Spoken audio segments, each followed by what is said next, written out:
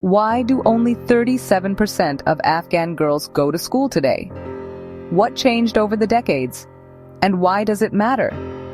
Here's the powerful story behind women's education in Afghanistan. Afghan women once attended universities, worked as teachers, and led communities.